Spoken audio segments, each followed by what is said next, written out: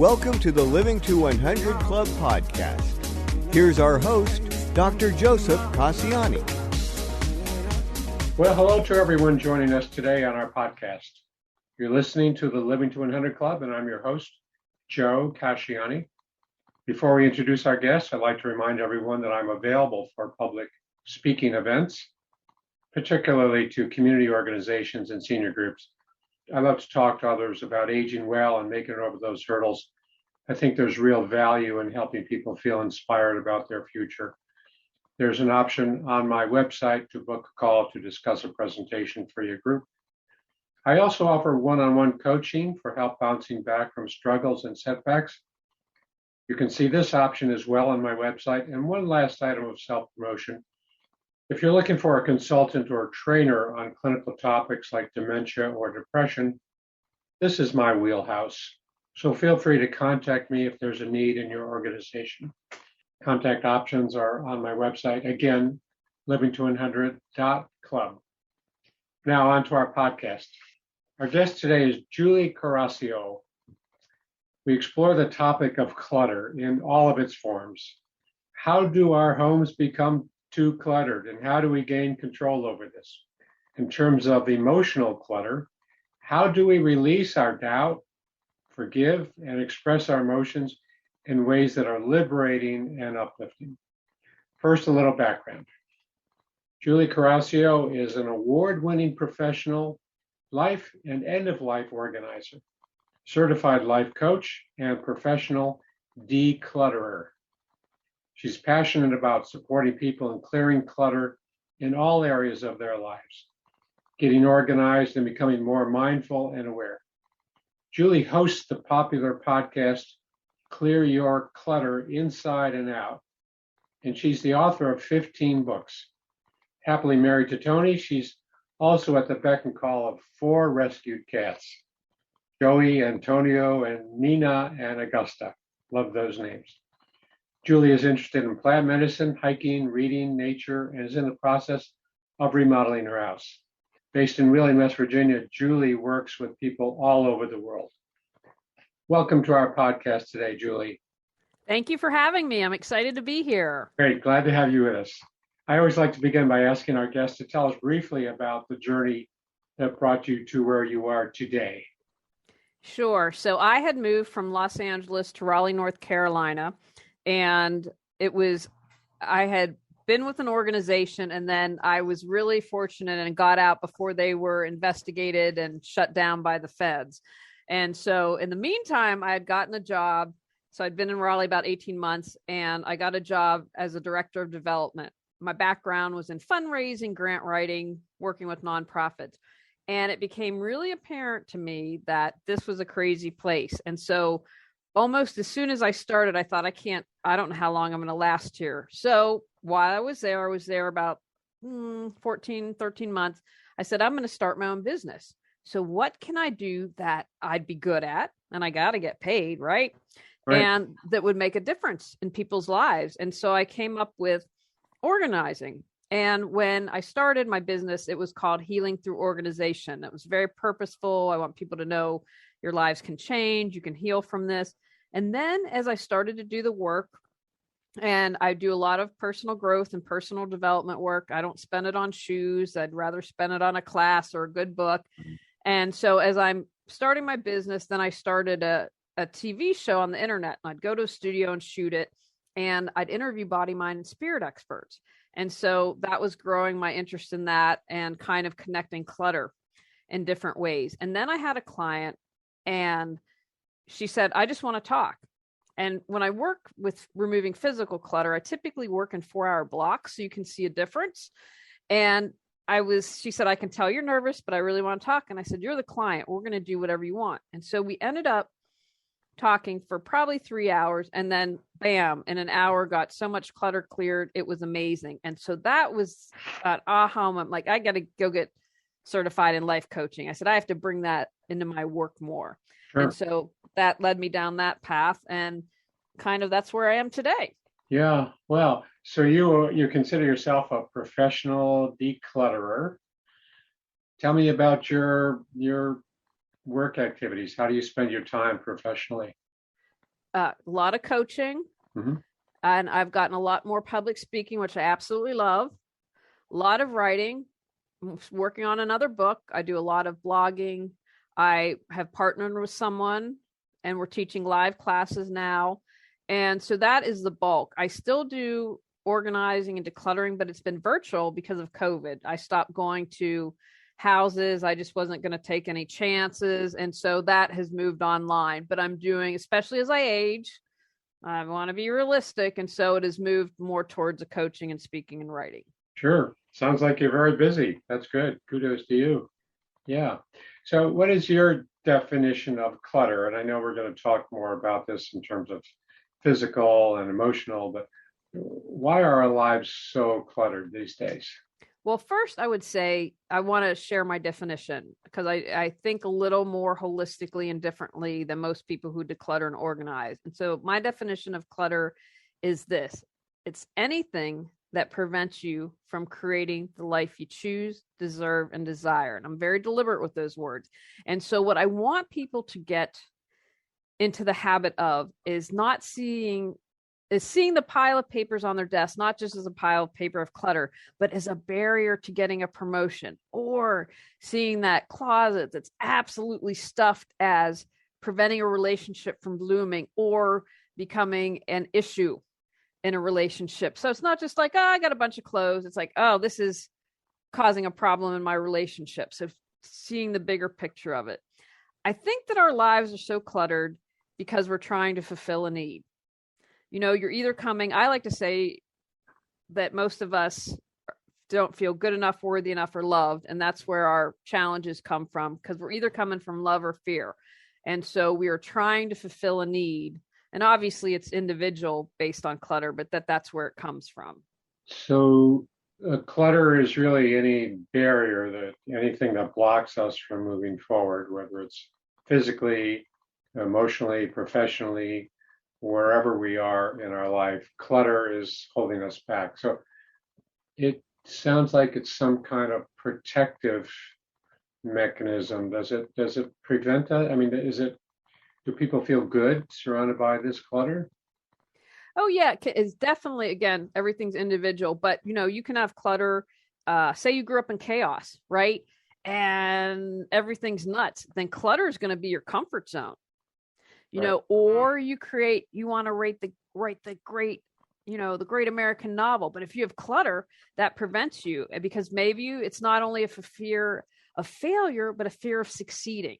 So there's usually something psychological. That's just with physical clutter. So there's usually something going on. And then of course the extreme clutter of hoarding, which, you would probably know because that's more your wheelhouse. It's, in the the DMV5 or whatever, that's diagnostic, that's a true mental illness. And you've got a lot more. I don't work with hoarders, but you've got a lot more stuff going on. So that's the extreme of it. Yeah. I like that. I like that a lot, because it does sound like it keeps us in this comfort zone. And even though we might be uncomfortable there, it does prevent us from failing or succeeding or whatever is creating more anxiety or potential anxiety. We save ourselves from that. So obviously we've got mental clutter, we got physical clutter, we got emotional clutter. Similarities here? Are there similar? I'm sure there are differences, but what are the similarities? Well, so I believe that the inner reflects the outer. So for example, if you have depression, there's a good chance it's going to cause clutter. And if you have a clutter, it's a good chance that it's going to cause depression. So it's been my experience, whatever's going on inside of you is going to be reflected in your outside environment. Now, physical clutter is kind of obvious. That's all our stuff. It's stuff we don't need. It's stuff we don't use. It's stuff we don't love. We might be holding on to other people's stuff. That's more common than you think. And so it is our physical items. Another place that people get hung up easily is memories, right? Oh, I can't, that was my grandmother's. I can't let that go. And your grandmother's not in that object. Your grandmother's in your heart and your grandmother's in your head, but we get confused and we place it on the object. So that's an area for physical clutter where we seem to get That's jammed a great up. point. I'd like to emphasize, highlight that. That's really important. The memories are inside, not in these possessions, these material objects. Sure. Right. And, another time and way that people get jammed up is someone dies and they feel like they have to keep all their possessions. And I've worked with multiple people. I had one client, for example, her whole basement was full of boxes from her parents and she hadn't touched anything in 20 years. And, it was causing friction in the relationship because the husband's like, look, I want a work area. And she was like, but I'll feel so guilty. I'll feel so guilty if I let that go. And what I've said for years is, and that I truly believe this, when people go on to the next adventure, they want you to be happy. They don't want their items to become a burden to you. My mom died on August 9th. I was with her when she died, and it was reinforced to me even more. So then she doesn't want me to have all this stuff or worry about her things. And, it's been great giving them away to people who can really use, like clothes, for instance, or shoes or whatever. And so that guilt that you feel isn't real. That's not the right way to say it. It's real to you, but it's not what they want for you. They want you to be free. They're out of their body. They're free wherever you think happens or goes. But a lot of people are like, no, I can't let this go because then they'll be upset with me. I don't believe that. They want you to be free. Yeah. Kind of the linking object. It's sometimes that linking object, and we hold on to those connections through these boxes of clothes or belongings, kitchen things. So some comment I often hear is that, well, I might need this stuff someday. I mean, how can I? Why should I get it? I don't want to have to buy it again. I mean, I've had those thoughts myself. I got garage clutter, so I'm thinking, well, I might need this again. What do you say there? Great question, and you are not alone, first of all. So be gentle with yourself. What I say to that is trust that you will get what you need when you need it. So let's talk about your garage. So you have a tool and you're like, oh no, and you haven't used a tool in years and you let it go. And let's say you do need it. Well, then you rent it, or you see if a neighbor has it, or you see if you can trade or do something. There are always these options. It's not like you're going to be left without anything. And especially if you haven't used it in years. And that goes back, right? Because I don't want to use the term hoarding because that's kind of not the correct use, but in some ways it is like, hoarding on hold of stuff. Because what if I, run out of money someday, or what if something happens and we, lose everything? There's a little bit of that thread going on. So can you trust that you'll get what you need when you need it? Yeah, that's great. That's great. There's a little bit of security holding on to that stuff, but at the same time, you have to evaluate what's the likelihood that I'll need this again, and if so, I'll find another way to. And you have to ask yourself, what is it costing me to keep this clutter? Is it costing me peace of mind? Am I having a fight with my spouse? Is it taking up valuable real estate? Could I be getting some money if I sold it? What is it costing you? Mm-hmm. Sure. Well, let's take a closer look at this emotional clutter. A lot of feelings we hold on to, memories, as you said. Do we forgive and forget? Do we hold on to these? Where does this start? And why does it kind of feel so strong? Why does it persist in us? Well, emotional clutter can be things like jealousy, the baggage that you bring to your relationships, not expressing yourself, not sharing your true feelings. It can be knee-jerk reactions. I'm betting everyone that listens has maybe accidentally cut off someone in traffic and the other person's gone insane and starts yelling and screaming at them. That's not about being cut off in traffic. That's about whatever else is going on. Maybe they haven't expressed it. So I believe it persists because we either lack awareness. I'm not aware that I stuff my emotions with food, or I'm not aware that I get angry at the drop of a pin. Most people lack self-awareness, and don't say that to be facetious. It's true.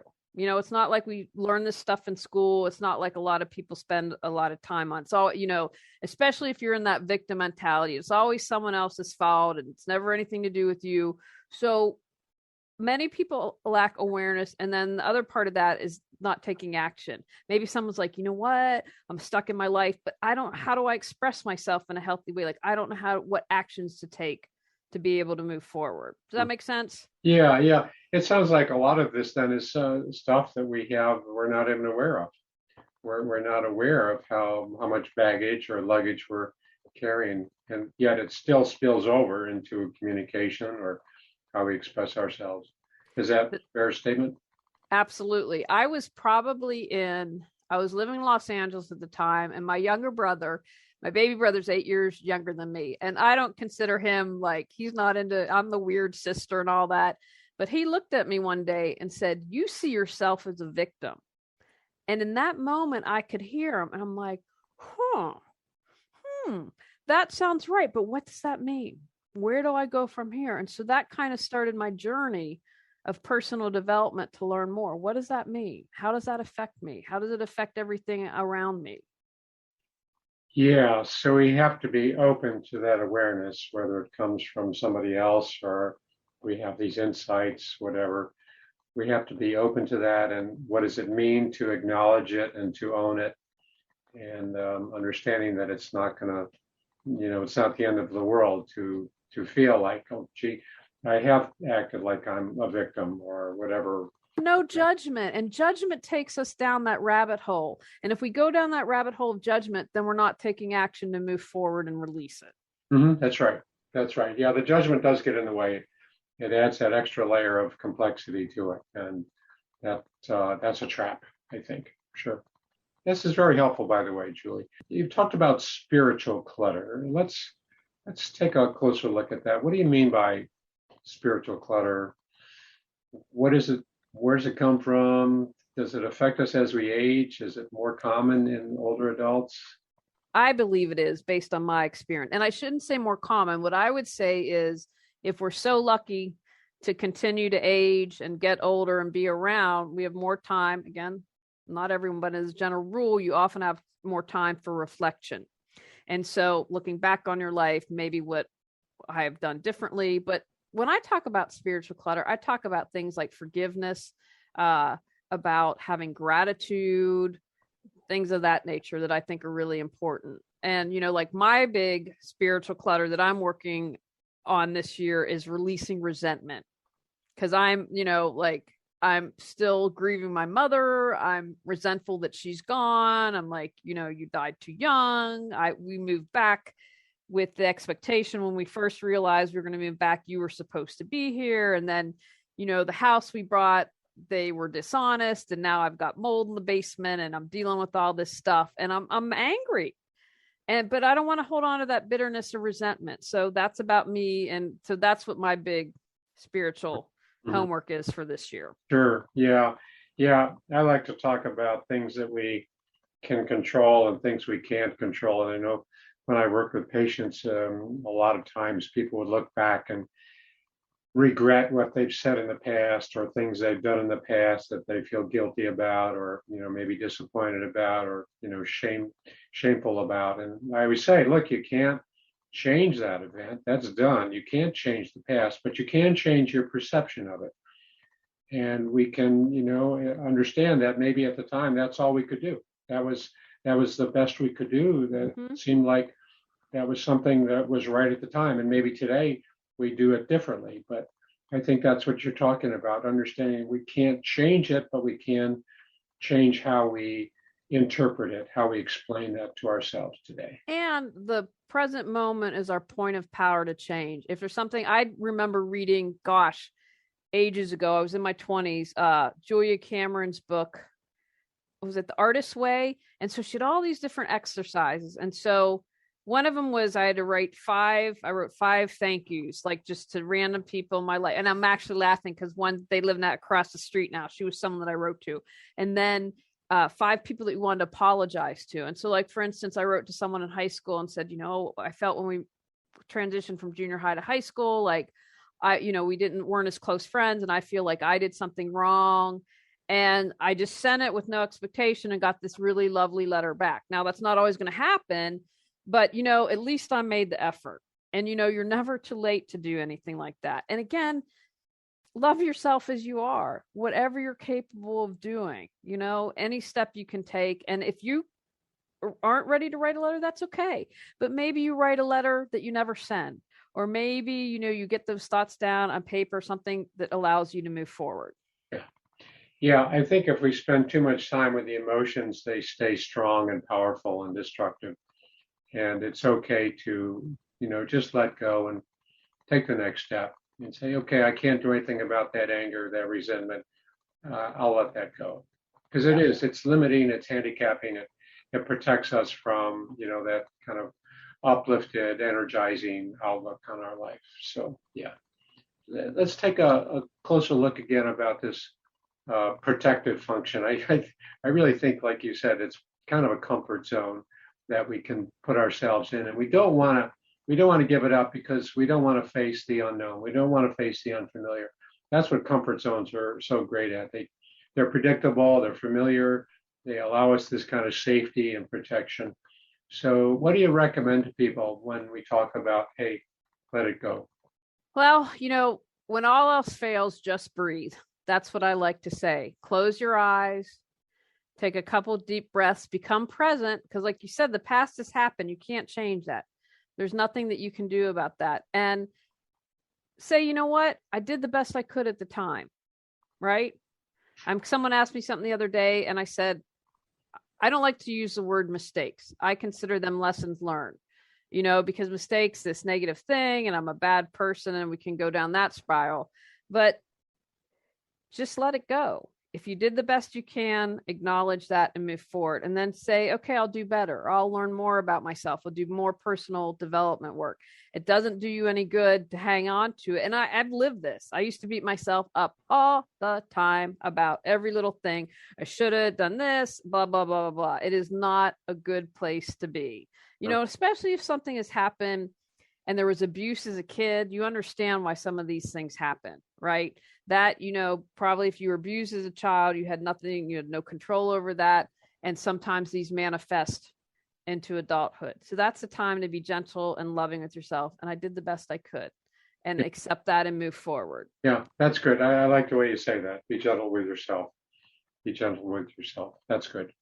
So we hear a lot about people these days having to downsize and having to give up furniture. They have to move to a smaller place, or maybe a spouse dies, or their children move away and they don't, they have to give up their large home or whatever.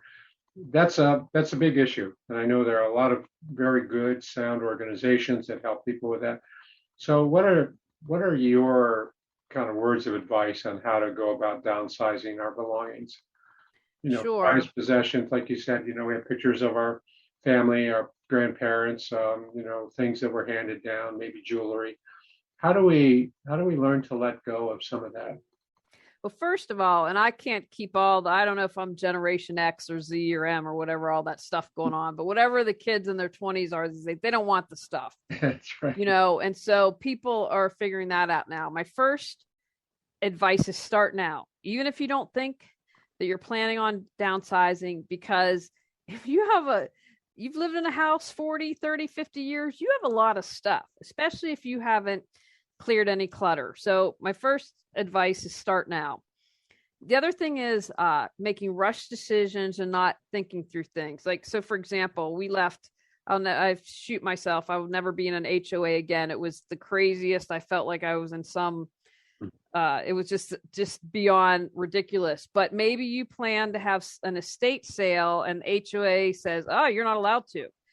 Or, so know those things. Or you're going to say a 55 and up community. So maybe you don't need all your sports equipment because they have a rec center and have all that stuff. So do your homework.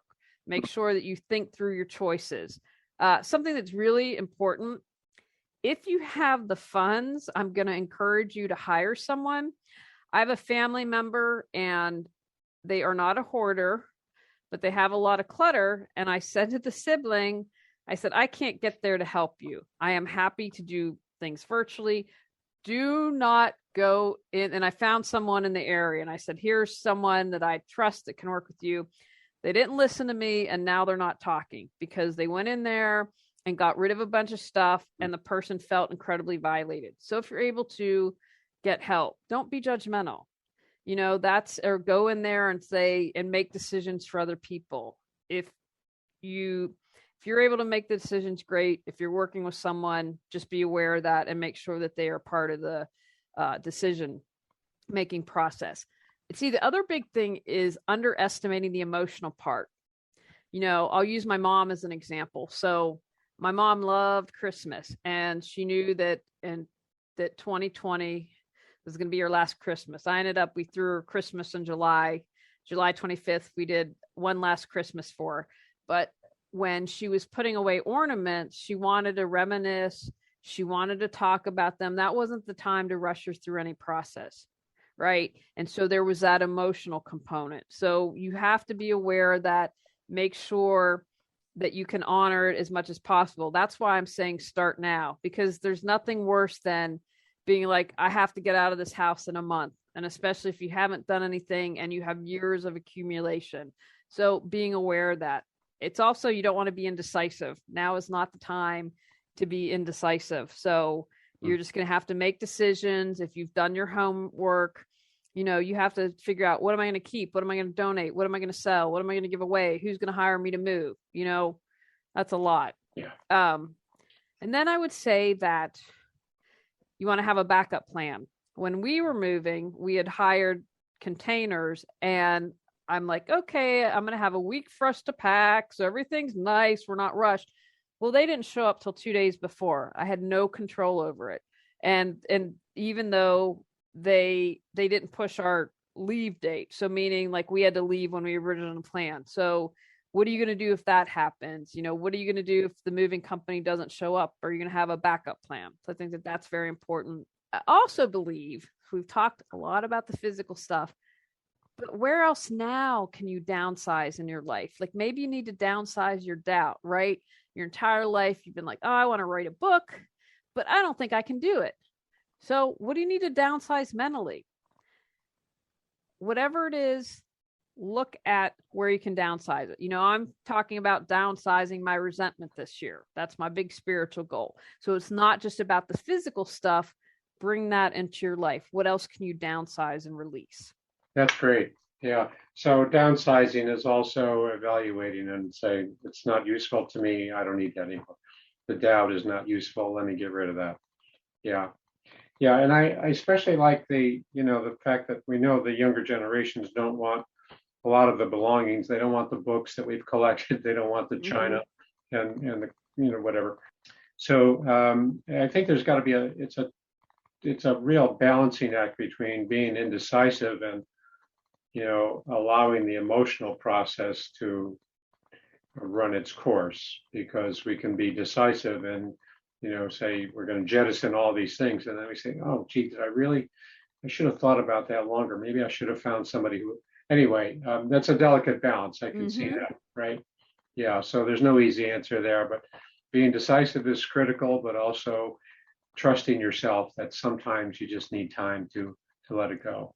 Yeah, that's why I said at the beginning, as much time as you can. So like, even if you're not planning on, I go through everything we own every year. Yeah. Everything. But because I'm on top of it, it doesn't take forever, because I'm like, bam, I can, sometimes get a room done in an hour. And I was realizing as I was thinking about this, that I was like, so we downsized when we moved. We had planned to retire in North Carolina and downsize that, and then came up here.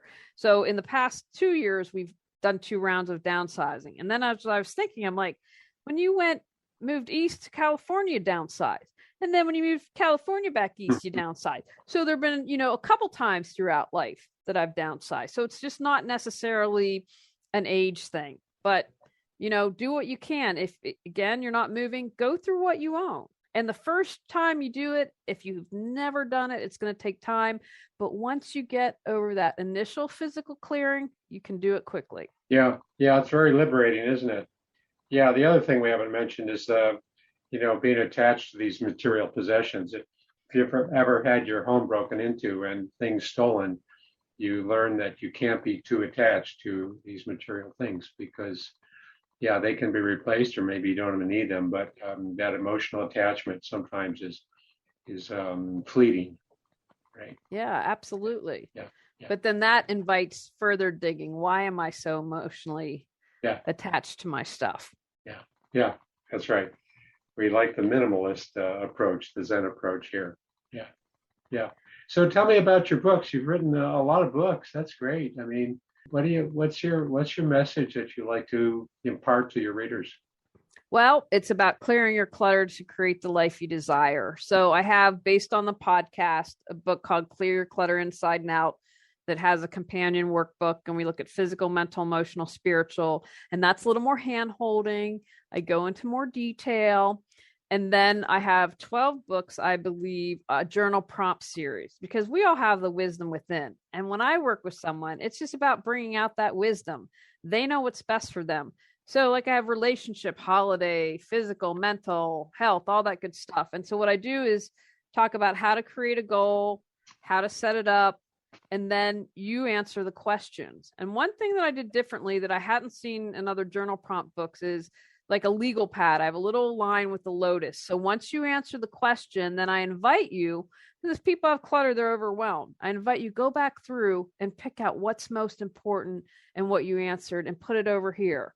So that's one step to make it easier, to get you more focused, to get you more clear, to release that clutter. And then the book that just came out is a 21-day challenge for those who are just like, I'm overwhelmed, or like, okay, we're going to take 21 days. We're going to have awareness in each subject and take action.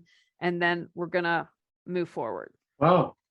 So it's kind of a journaling process as you start to unfold and start to look and examine some of your patterns.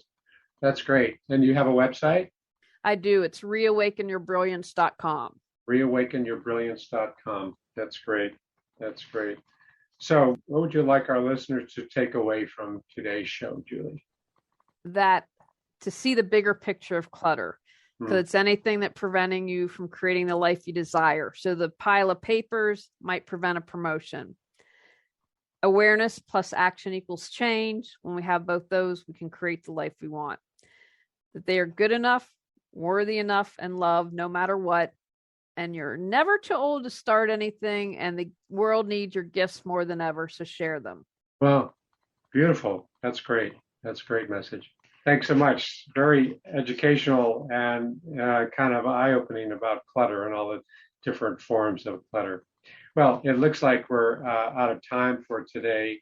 But before we wrap up, I just want to remind our listeners about a co-sponsor for our program, A Mighty Good Time. Are you looking for ways to engage and stay active? Check out amightygoodtime.com. It's a one-stop shop for events and activities for those 50 and over. It's free to search and it's free to post. amightygoodtime.com. And be sure to visit the Living to 100 Club website to sign up for weekly podcast announcements and monthly newsletters. And while you're there, be sure to download a free copy of my 9 Tips for Living Longer.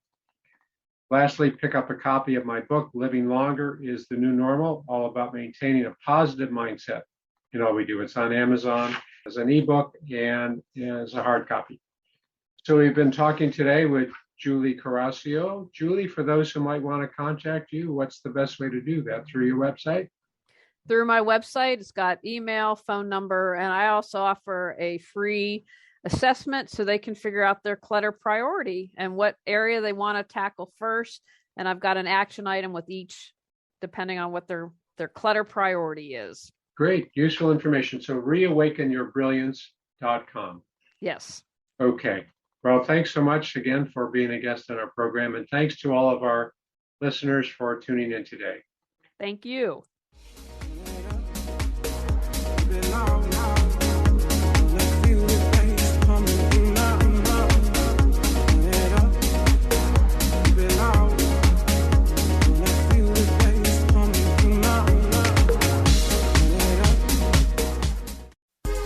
Hi, this is Suzanne Newman, host of the Answers for Elders podcast and radio show.